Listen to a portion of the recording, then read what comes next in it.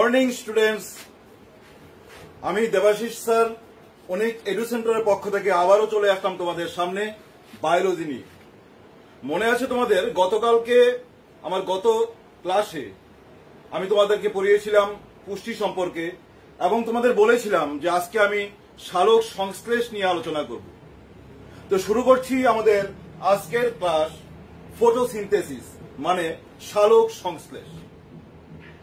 এই সালোক সংশ্লেষ মানে ফটোসিনথেসিস, এই ফটো কথার অর্থটা কি? ফটো কথার অর্থ হলো আলো, আর সিনথেসিস মানে সংশ্লেষিত করা বা তৈরি করা, মানে আলোকের উপস্থিতিতে কিছু তৈরি করা।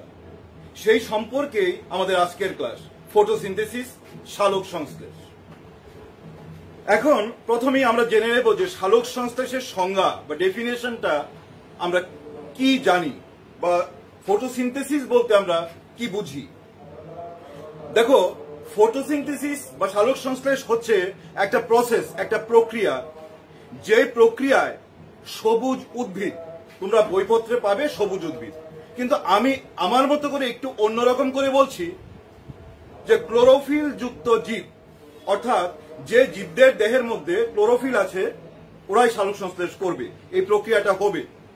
যেমন শুধু উদ্ভিদই নয়, কথায় আবার বলে রাখি কথায় কথায়, যেমন ইউগ্লিনা, ক্রাইসামিবা, ওরা কিন্তু এনিমেল, হয়েস ওদের দেহের মধ্যেও কিন্তু সালোক সংশ্লেষ হয়।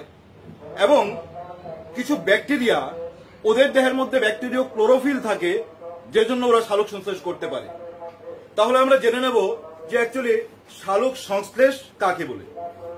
সালোক সংশ্লেষ হচ্ছে একটা প্রসেস, একটা প্রক্রিয়া, যেই প্রক্রিয়ায় ক্লোরোফিল যুক্ত জীব সূর্যালোকের উপস্থিতিতে, অর্থাৎ আলো অবশ্যই থাকতে হবে, সূর্যালোকের উপস্থিতিতে বায়ুমণ্ডলের কার্বন ডাই অক্সাইড এবং মূল দ্বারা শোষিত জল, মাটি থেকে যে জলটা উদ্ভিদ তুলবে সেই জলটা, অর্থাৎ জীবদেহের ভেতরে যে জলটা থাকবে সেই জল এবং কার্বন ডাই অক্সাইড, এই দুইটার বিক্রিয়ায় কি উৎপন্ন হবে? গ্লুকোজ উৎপন্ন হবে। ঠিক আছে, কি বললাম বুঝতে পারছো তোমরা? আমি আবারও বলছি, সূর্যালোকের উপস্থিতিতে ক্লোরোফিল যুক্ত জীব বায়ুমণ্ডলের কার্বন ডাই অক্সাইড এবং জলের বিক্রিয়ায় গ্লুকোজ উৎপন্ন করে, এবং যে পরিমাণ কার্বন ডাই অক্সাইড গ্রহণ করে ঠিক সেই পরিমাণ অক্সিজেন বায়ুমণ্ডলে ত্যাগ করে এবং জল উৎপন্ন হয়। সেই প্রক্রিয়াটাকে বলবো আমরা সালোক সংশ্লেষ বা ফটোসিনথেসিস।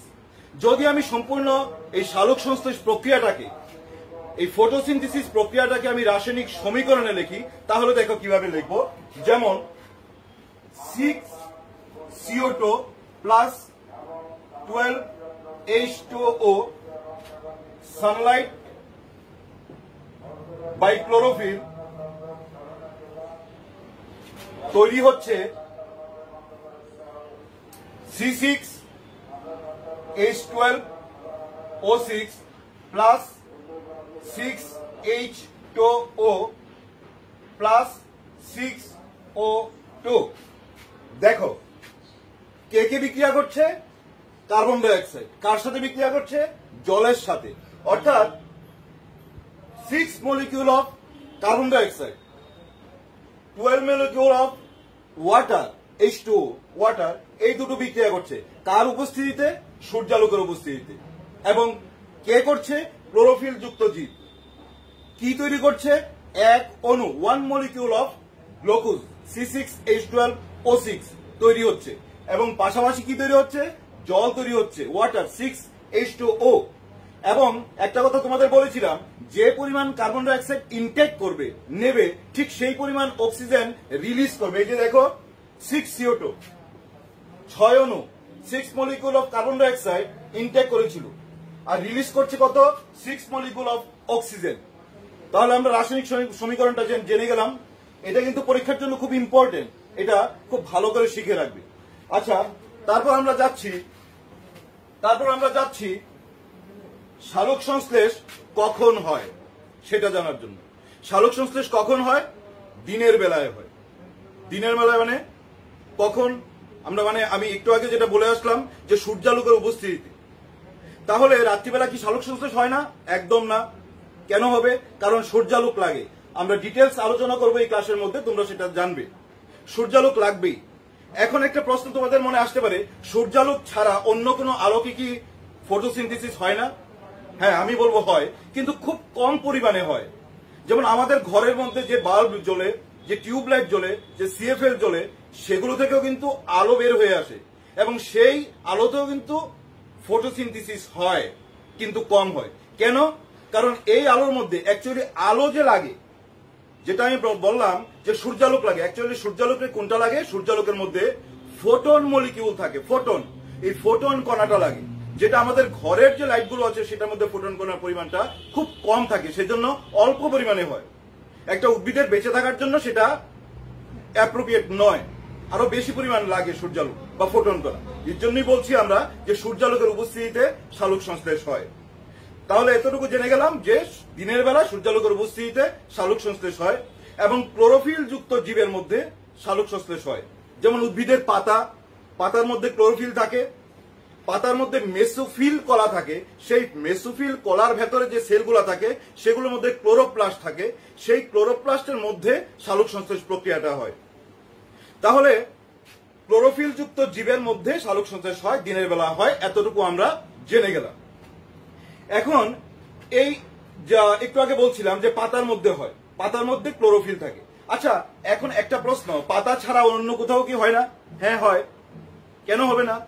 যেমন ধরো কুমুর, লাউ, এই যে প্ল্যান্টস গুলা, এগুলো ছাড়াও ধরো ক্যাকটাস, ফণিমনসা, ওদের স্টেমের মধ্যে হয়।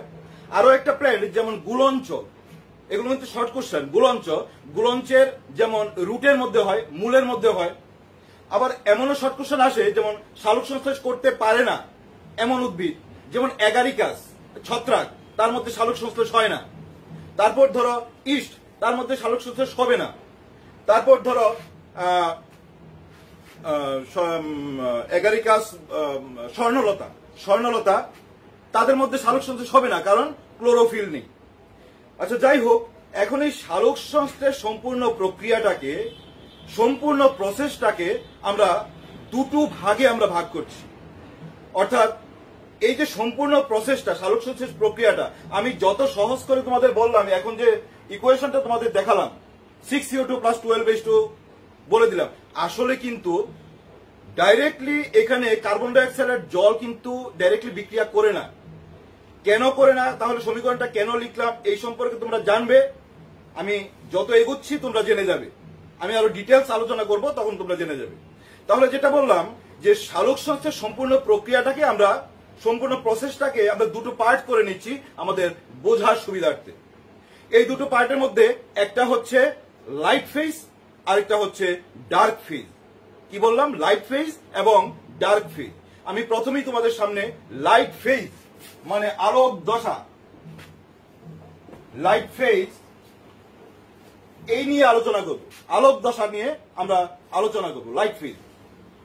আচ্ছা, এই লাইট ফেজটা কখন হবে? নামটা শুনে তোমরা বুঝে যাচ্ছ যে সূর্যালোকের উপস্থিতিতে হবে, সূর্যালোকের উপস্থিতিতে লাইট ফেজ হবে। আর ডার্ক ফেজ তখন সূর্যালোক লাগবে না। কেন লাগবে না সেটা তোমরা জেনে যাবে। তাহলে প্রথমে আমরা দেখছি লাইট ফেজ। আচ্ছা, লাইট ফেজটা কোথায় হয়? ক্লোরোফিলের মধ্যে হয়। ক্লোরোফিল কোথায় থাকে? পাতার মেসোফিল কলার ক্লোরোপ্লাস্টের মধ্যে। ক্লোরোপ্লাস্ট সম্পর্কে দু চার কথা না বললে তোমাদের হবে না। তোমরা এর আগের ক্লাসে নিশ্চয়ই কিছু না কিছু জেনে এসেছো, আমি আবারও সেটা রিপিট করছি ক্লোরোপ্লাস্ট নিয়ে।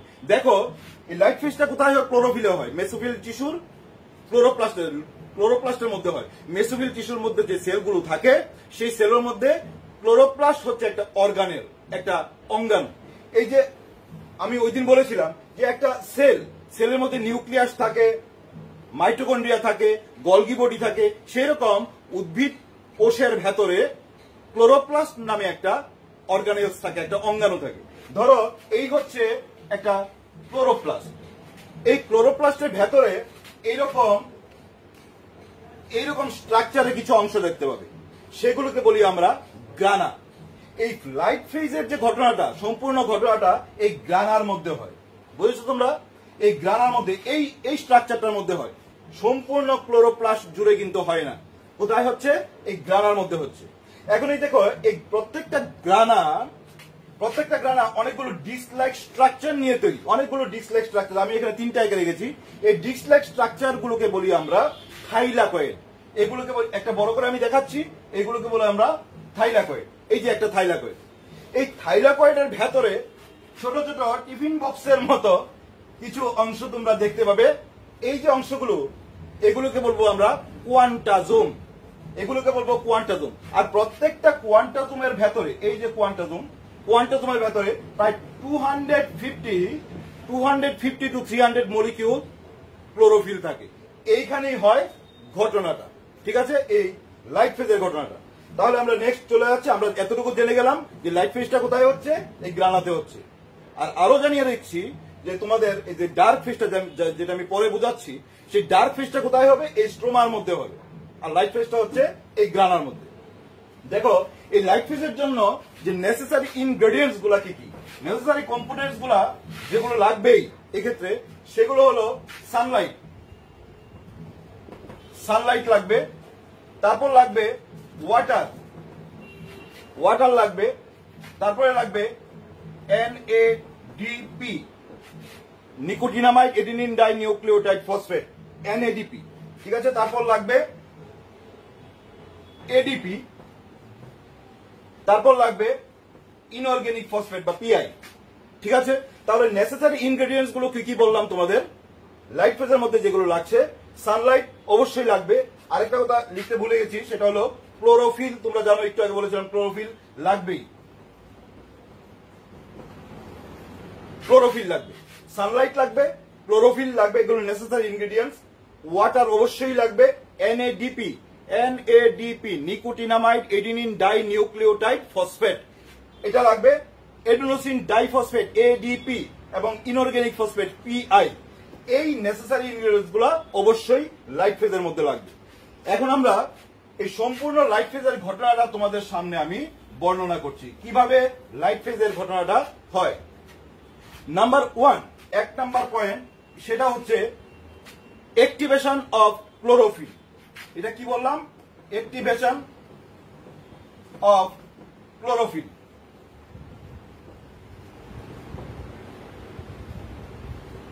অ্যাক্টিভেশন অফ ক্লোরোফিল, এই অ্যাক্টিভেশন অফ ক্লোরোফিলের ঘটনাটা খুব মজাদার। সবাই একটু মনোযোগ দিয়ে শুনবে, খুব ইন্টারেস্টিং। কিন্তু এই ফটোলাইসিসের সম্পূর্ণ প্রসেসটা খুব ইন্টারেস্টিং। প্রথমেই পয়েন্টটা হচ্ছে অ্যাক্টিভেশন অফ ক্লোরোফিল। এখানে কি হয় দেখো, আমি যে একটু আগে দেখে আসলাম তোমাদেরকে যে ওই কোয়ান্টাজোমের ভেতরে, ক্লোরোপ্লাস্টের সেই কোয়ান্টাজোমের ভেতরে ক্লোরোফিল গুলো থাকে। এগুলো অ্যাকচুয়ালি ইনঅ্যাক্টিভ অবস্থা থাকে, এগুলো ঝিমুতে থাকে এরকম করে, এগুলো কিছু করতে পারে না তখন। তো এই ক্লোরোফিলের খুব ক্লোজ ফ্রেন্ড, আমি গল্পের ছলে বলছি কিন্তু, ক্লোজ ফ্রেন্ড হচ্ছে ফোটন মলিকিউল। এই ফোটন মলিকিউল কোথায় থাকে? লাইটের মধ্যে থাকে। এখন রাত চলছে, রাত্রিবেলা সে পাতার ভেতরে, এই কোয়ান্টাজোমের ভেতরে এই ক্লোরোফিল গুলো ইনঅ্যাক্টিভ অবস্থা থাকে, এগুলো ঝিমুচ্ছে, কোনো কাজ করার ক্ষমতা নেই, এগুলোর কোনো পাওয়ার নেই, কোনো ক্ষমতাই নেই এদের কিছু করার। এই ইনঅ্যাক্টিভ ক্লোরোফিল গুলা যখন ভোরবেলা যখন সানলাইট পড়লো, এই সানলাইটের সঙ্গে এই ফোটন মলিকিউল আসলো। দেখো, তোমার ঘরের যে বাইক আছে, গাড়ি আছে, বাস আছে, বা যে কোনো এরোপ্লেন আছে, সবগুলো কিন্তু এমনিতে চলতে পারে না, এগুলো ফুয়েল লাগে। ফুয়েল ছাড়া কিন্তু এগুলো চলতে পারে না। ঠিক সেই রকম ফুয়েলটা পড়লে যেরকম এগুলো খুব অ্যাক্টিভ থাকে গাড়িগুলো, ঠিক এইরকম ইনঅ্যাক্টিভ ক্লোরোফিল গুলা যখন এগুলো ফোটন মলিকিউল যখন এদের মধ্যে এসে পড়লো, সঙ্গে সঙ্গে এই ইনঅ্যাক্টিভ ক্লোরোফিল গুলো ফোটন মলিকিউলকে ঝাপটে ধরে, মানে রিয়েক্ট করে তাতে সঙ্গে সঙ্গে এই ইনঅ্যাক্টিভ ক্লোরোফিল গুলো সঙ্গে সঙ্গে অ্যাক্টিভ হয়ে যায়। তাহলে প্রথম পয়েন্টটা তোমরা বুঝছো কিভাবে হয়েছে। ইনঅ্যাক্টিভ ক্লোরোফিল গুলো সানলাইটের যে ফোটন মলিকিউল আছে, সেই ফোটন মলিকিউলকে অ্যাবজর্ব করে তারপর সেটা অ্যাক্টিভ হয়ে যায়। নাম্বার 1 চলে হয়ে গেল আমাদের activation of chlorophyll. Number 2 point, 2 number point হচ্ছে ফটোলাইসিস।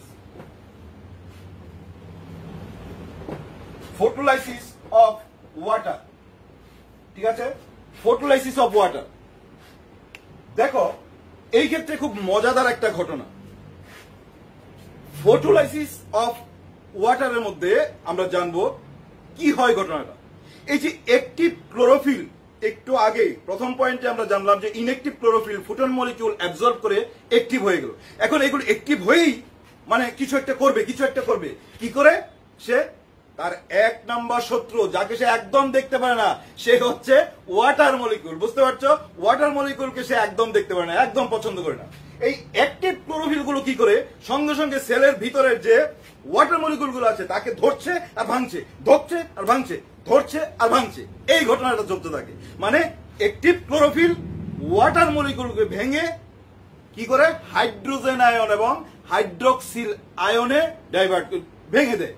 ঠিক আছে, এই সম্পূর্ণ ঘটনাটাকে বলছি আমরা ফটোলাইসিস। কি হয় আবার দেখো এখানে, এই যে H2O, এই যে ওয়াটার মলিকিউল, এই ওয়াটার মলিকিউলকে কি করে ফুটন মলিকিউল PH2O ফুটন মলিকিউল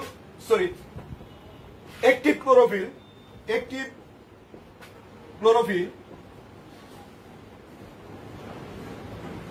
ক্লোরোফিল কি করে এটাকে দুইটা আয়নে ভেঙে দেয়। কি? একটা হচ্ছে হাইড্রোজেন আয়ন, আরেকটা হচ্ছে হাইড্রোক্সিল আয়ন। এই দুইটা আয়নে ভেঙে যায়। কি করছে দেখো, এই অ্যাক্টিভ ক্লোরোফিল ওয়াটার মলিকিউলকে ভেঙে দেয়। কিসে ভেঙে দেয়? দুইটা আয়নে ভেঙে দেয়। কি কি? একটা হচ্ছে হাইড্রোজেন আয়ন, আরেকটা হচ্ছে ওএইচ মাইনাস মানে হাইড্রোক্সিল আয়ন। এই দুটো আয়নে তাকে ভেঙে দেয়। এই যে সম্পূর্ণ ঘটনাটা, অর্থাৎ ওয়াটার মলিকিউলের ভেঙে যাওয়ার যে ঘটনাটা, হাইড্রোজেন আয়ন এবং হাইড্রোক্সিল আয়ন এই দুটো আয়নে ভেঙে যাওয়ার যে ঘটনাটা, সেই ঘটনাটাকে বলি আমরা ফটোলাইসিস অফ ওয়াটার। এই সম্পূর্ণ প্রসেসটা সায়েন্টিস্ট রবিন হিল, মনে রাখবে শর্ট কোশ্চেনের জন্য, সায়েন্টিস্ট রবিন হিল এই সম্পূর্ণ ঘটনাটা আবিষ্কার করেছেন, ডিসকভার করেছেন। এজন্য এই ঘটনাটাকে আমরা হিল রিঅ্যাকশন হিসাবেও জানি। এটাও একটা 2 মার্কসের কোশ্চেন আছে তোমাদের।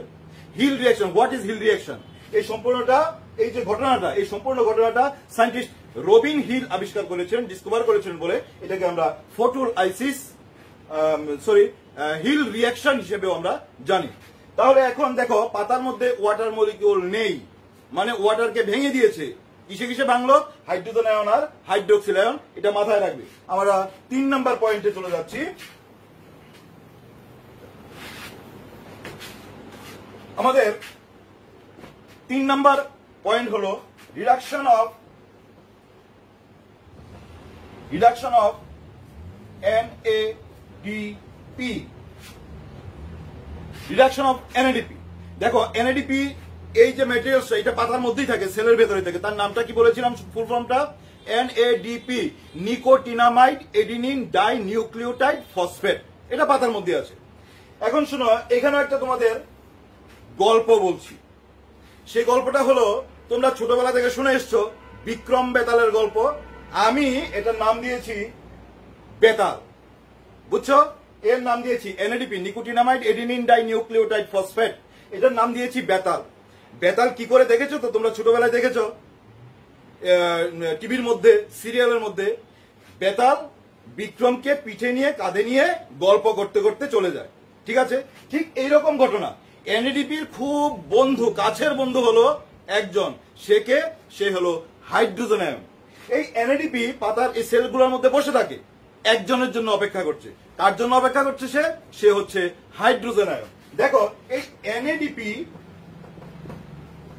NADP সে কি করলো, যে মাত্র ওয়াটার ভেঙে হাইড্রোজেন আয়ন প্রডিউস হয়ে গেল, সঙ্গে সঙ্গে সে হাইড্রোজেন আয়নের সঙ্গে রিয়েক্ট করে, ঠিক আছে, হাইড্রোজেন আয়নের সঙ্গে রিয়েক্ট করে তৈরি করে সে NADPH প্লাস প্লাস।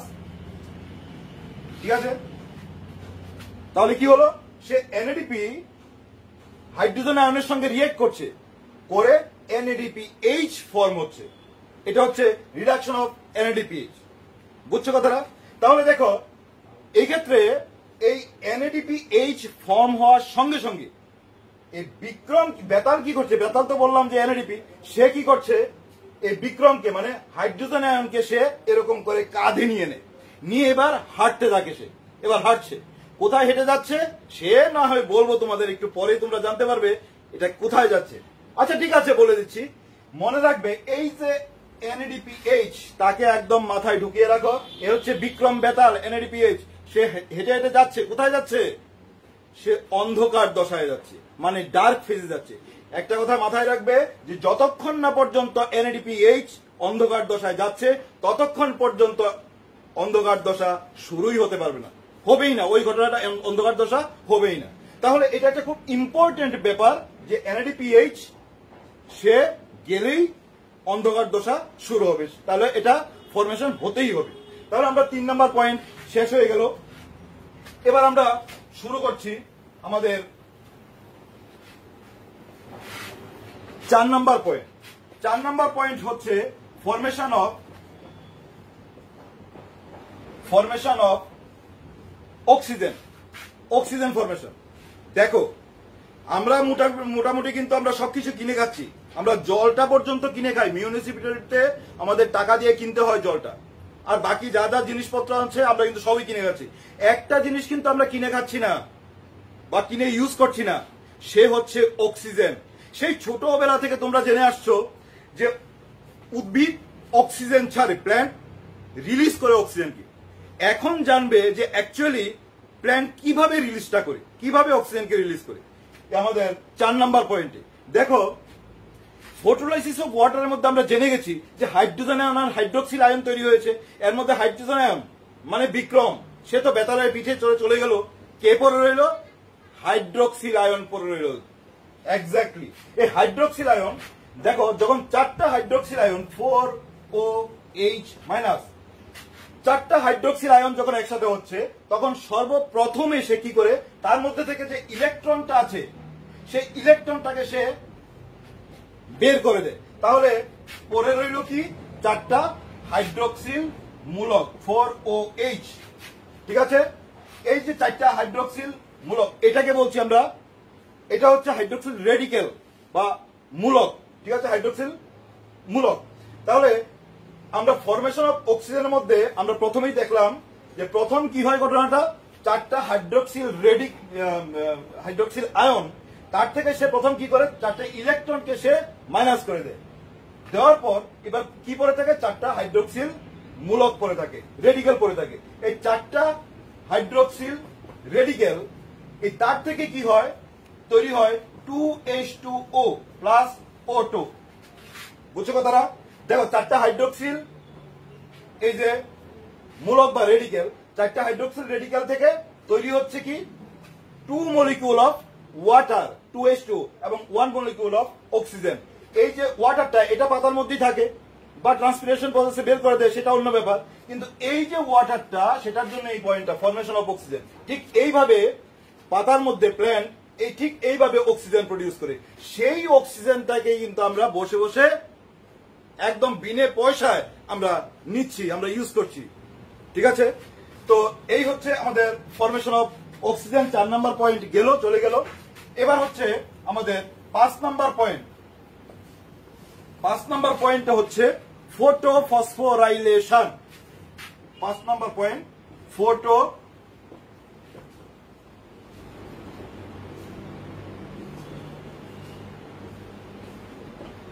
ফটোফসফোরাইলেশন।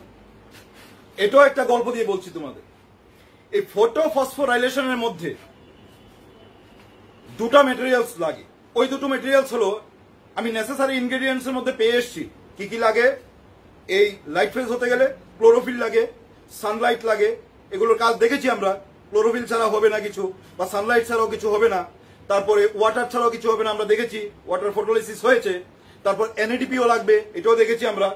আরো 2টোর নাম বলেছিলাম, একটা হলো এডেনোসিন ডাইফসফেট এবং PI বা ইনঅর্গানিক ফসফেট। এটাও একটা গল্প দিয়ে বলছি।